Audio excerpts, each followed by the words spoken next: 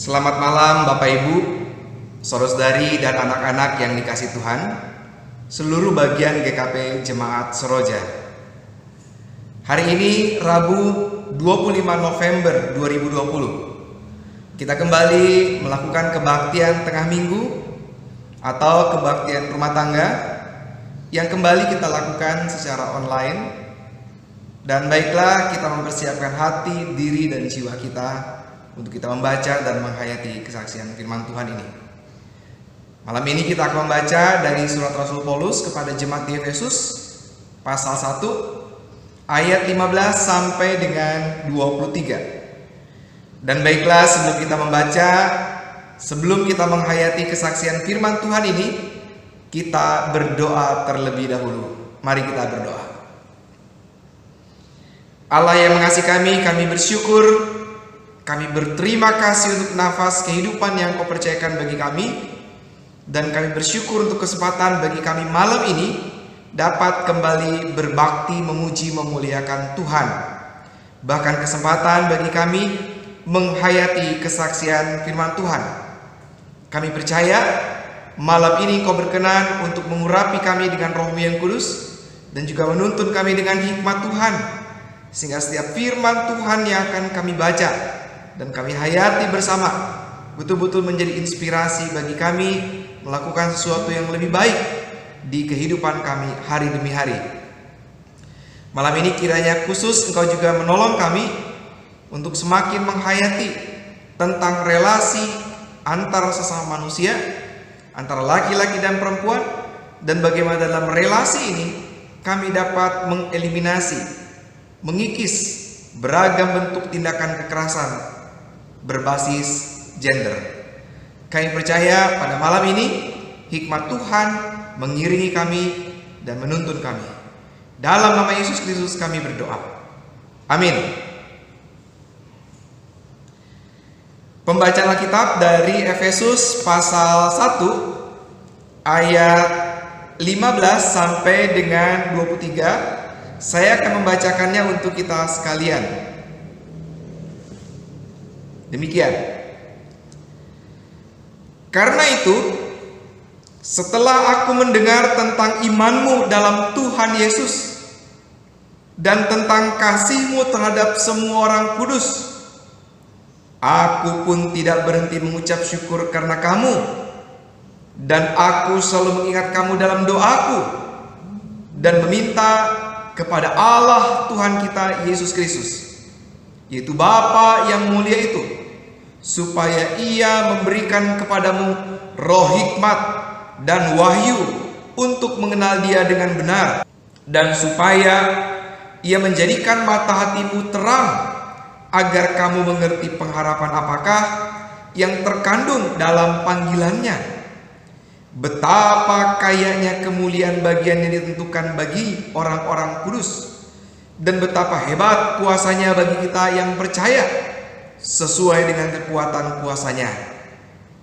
yang dikerjakannya di dalam Kristus, dengan membangkitkan Dia dari antara orang mati dan mendudukkan Dia di sebelah kanannya di sorga, jauh lebih tinggi dari segala pemerintah dan penguasa dan kekuasaan dan kerajaan dan tiap-tiap nama yang dapat disebut, bukan hanya di dunia ini saja, melainkan juga di dunia yang akan datang. Dan segala sesuatu telah diletakkannya di bawah kaki Kristus, dan Dia telah diberikannya kepada jemaat sebagai kepala dari segala yang ada. Jemaat yang adalah tubuhnya, yaitu kepenuhan Dia yang memenuhi semua dan segala sesuatu. Amin. Sampai demikian pembacaan Alkitab kita. Yang berbahagia ialah kita yang mendengarkan firman Tuhan, lebih-lebih kita yang melakukannya dalam hidup kita hari demi hari. Haleluya. Hari ini Rabu 25 November 2020. Kita bukan hanya sekedar melakukan kebaktian tengah minggu atau kebaktian rumah tangga, karena tanggal ini bertepatan dengan tanggal hari pertama pelaksanaan kegiatan kampanye 16 hari anti kekerasan terhadap perempuan, atau kadang disebut dengan istilah kampanye 16 HAKTP. Hari ini tanggal 25 November secara serentak, baik nasional dalam konteks Indonesia maupun internasional, tanggal ini kita jadikan sebagai hari peringatan, hari penghapusan kekerasan terhadap perempuan. Tanggal ini dipilih sebagai bentuk penghormatan atas meninggalnya Patria Mirabal, Minerva Mirabal, dan Maria Teresa Mirabal, atau sering disebut sebagai Mirabal bersaudara.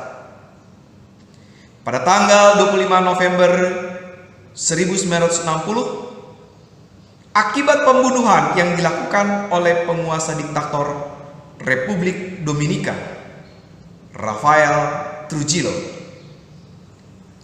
Mirabal bersaudara merupakan salah satu simbol perempuan yang berani melawan kesewenang-wenangan atau kediktatoran negara terhadap rakyatnya, termasuk kekuasaan dan kontrol terhadap tubuh perempuan yang menyebabkan kekerasan terhadap perempuan, baik itu perempuan dewasa maupun anak-anak.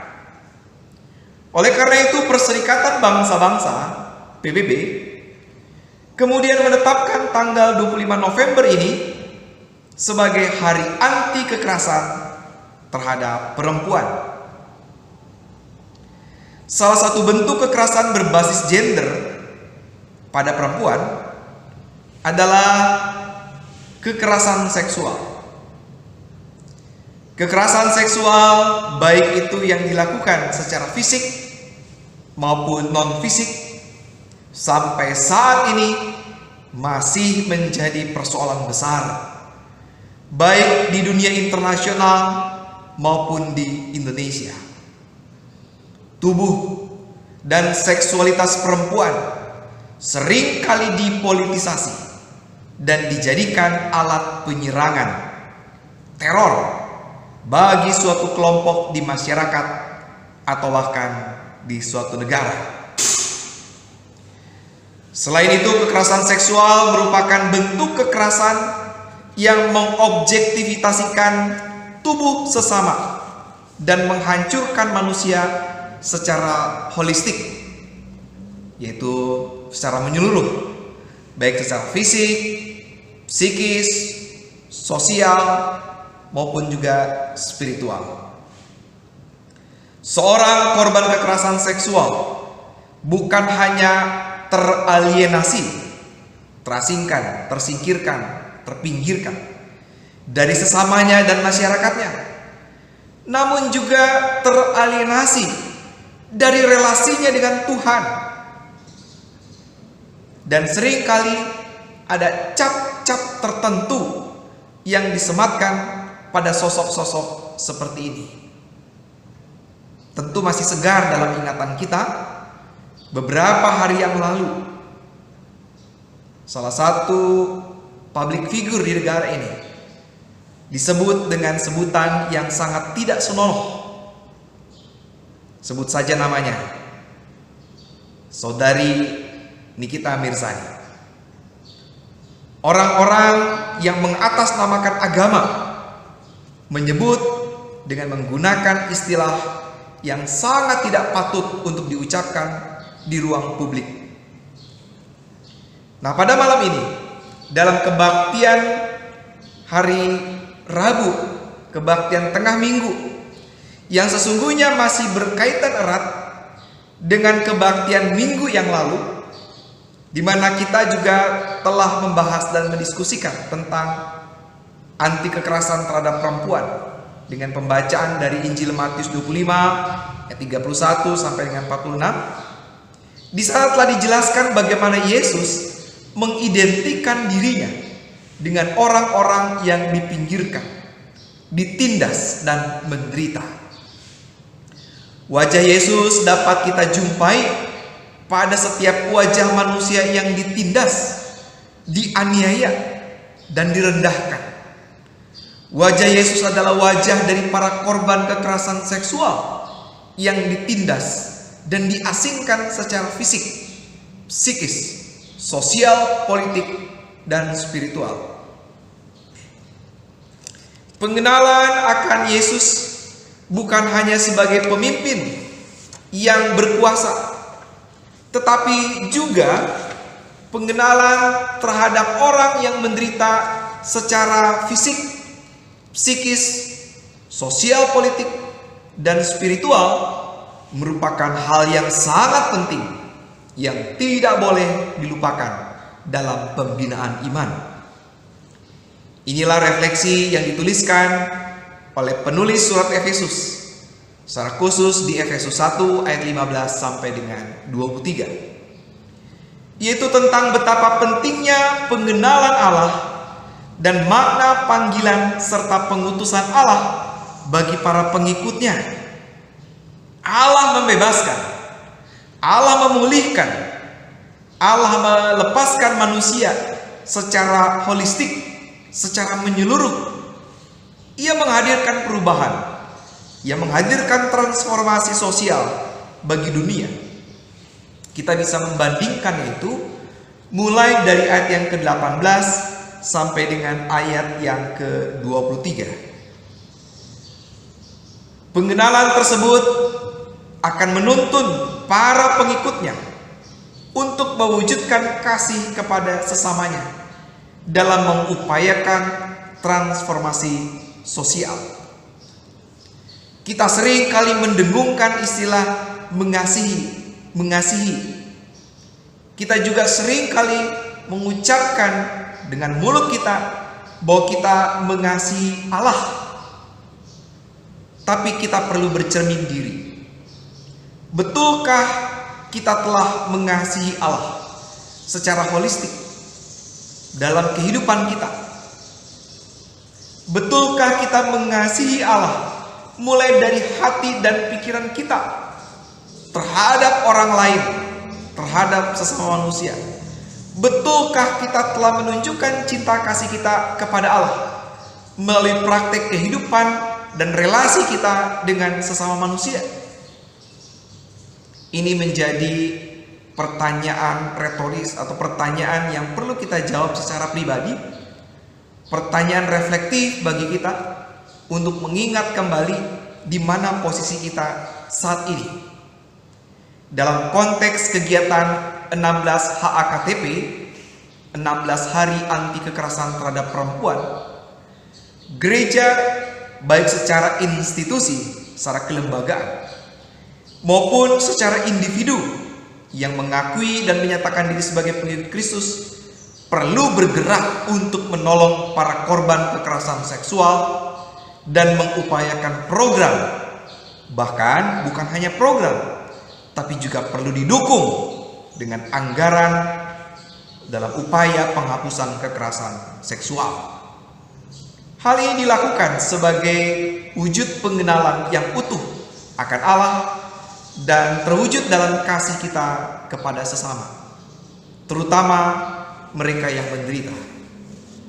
Dan malam ini Bapak Ibu, saudari, anak-anak yang dikasihi Tuhan, ini berkenaan langsung dengan tema yang kita angkat, yaitu mengenal Allah, titik 2, membebaskan sesama manusia. Baik secara lembaga, adakah kita telah menyiapkan kegiatan-kegiatan tertentu yang merupakan bagian dari program untuk kita mewujud nyatakan bahwa kita membebaskan sesama? Adakah gereja secara institusi atau kelembagaan lebih cenderung berbicara tentang dirinya sendiri tanpa melihat keluar? Adakah gereja sebagai lembaga menjadi bunga di dalam pot yang bersama-sama di dalam sebuah taman.